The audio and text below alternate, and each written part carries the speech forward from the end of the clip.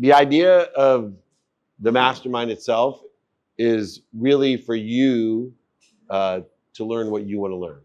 And it's half wisdom and half faith. That's what we're hoping you'll get out of this. But it's also business development, experiential, and also post-production content. So make sure you get all three of those different things. It should be a great experience, wisdom and faith, great business development. We curate these rooms, so you'll find the people here to be fascinating, eclectic in their nature, but there's some great individuals here right now and are coming later as well.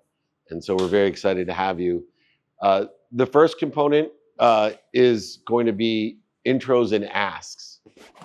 And we're probably the only mastermind I know that specifically forces you to ask. And it's a big belief of mine that the greatest illustration of faith is asking. It's Christmas time and a lot of people love to give. Anybody here like to give? Anyone ever hear the more you give, the more you receive? Anyone believe that? Yeah, I believe it too. The problem is I don't think we're taught that in the right way. I think a lot of people energetically think of it as a quid pro quo, either subconsciously, consciously, or even unconsciously, that I'm going to give so I can receive. It's a trade, it's a negotiation. A lot of people believe that, and it's out of scarcity that they believe that, even though they're extremely generous in their giving. There's several components. So I wondered why the most generous, kind people I know don't have the most. If the more you give, the more you receive, then people like my mom, who raised 6 kids, worked 2 jobs as a second grade teacher, packed our dinners in a paper bag, filled up turnstiles with greeting cards at convenience stores just so we could eat. Why isn't she a billionaire? Because I guarantee she gave everything all the time and still does, just like our first responders, our United States vets. They give everything. Why aren't they the richest people? It's because if you look at all the religious, spiritual, theoretical texts, it all says the more you give, the more you're given.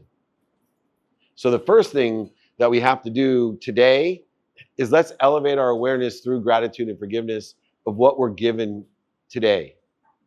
We have to find the light, the love, and the lessons. Sometimes it comes in a form that you won't even imagine. For me, one of the greatest lights, loves, and lessons of my life came from losing everything. And to understand that it took a lot of gratitude and forgiveness in order to effectuate all that I'm given. But even more importantly, most people don't like to receive. They feel bad, guilty, resentful, not worthy. And so they give 100%, and then they realize what they're given, and then like, well, no, it's okay. I'm okay. I'll just take 98% back. Well, I did the math, and if you take less than 100% back from what you're given, you're going to end up at 0. I'll repeat that. If you give more than you receive, if you give more than you receive, if you're not worthy of that, you will end up at 0. It's a 0-sum game. Eventually, just a matter of time. So I want the practice today and through the holidays, not just to worry about what you're giving to everyone else, but I want you to really be intentional about finding the light, the love, and the lessons in what you're given, and know that your faith is relying upon you receiving. Anybody feel, again, good when you give? So why do we cheat everybody? Has anyone ever felt bad about receiving? Has anyone ever felt? So you just cheated that person that tried to give. When we're here, we're seeking wisdom and faith from each other. This is a curated room of people that want to help each other and know people that can help each other. You would not be here unless you're that type of person. The advantage of building a community and continue to growing a community of people that want to help each other and know people that help each other is they buy from each other and sell for each other for life. Nothing will guarantee your success more than having a big community of people that are buying from each other and selling for each other. Not just product, service, solutions, and brands, but ideas, inspiration. These are the things that we share with one another.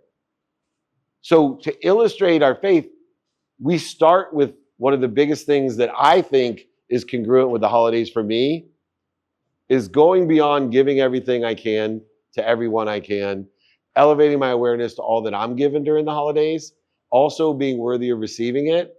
But the greatest illustration of my faith, and my faith is based off of a simple faith, something bigger than me, that's omniscient, all-powerful, all-knowing, it's infinite, unified system of thought that loves me more than my mom.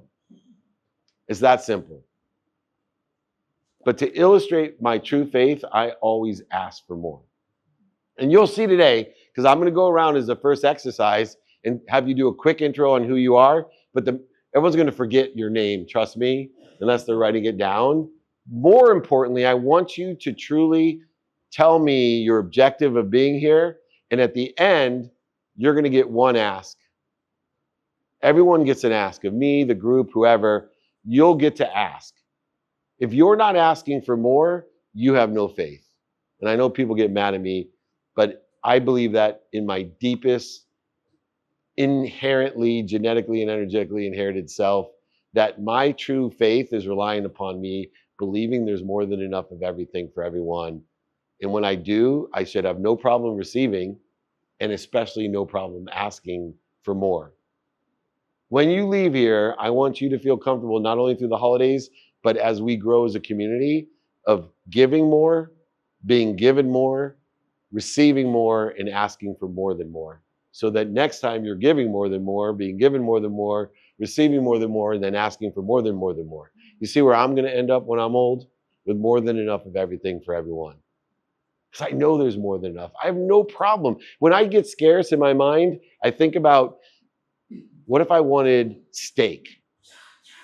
And this table had 100 steaks on this one table, and you three guys, 100 steaks here. I should have no problem asking for one of their steaks. Why? Because there's more than enough steak for these three guys.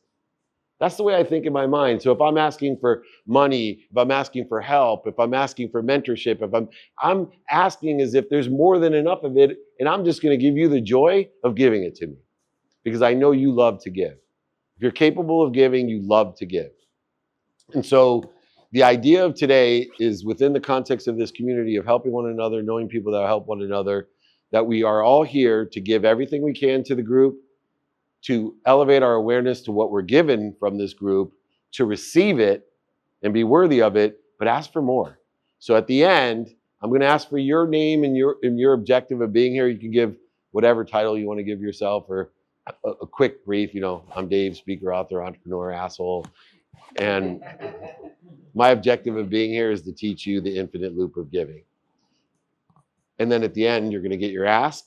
And that's with Marshall Falk, and Dickerson's here too. You might stop by. Tom Billiard's coming to dinner tonight. Rob Riggle's flying in to be with us. You're going to get an eclectic group of people that have a desire that they must be what they can be. And you're going to love all the people that are speaking today in all areas. You're going to really love it.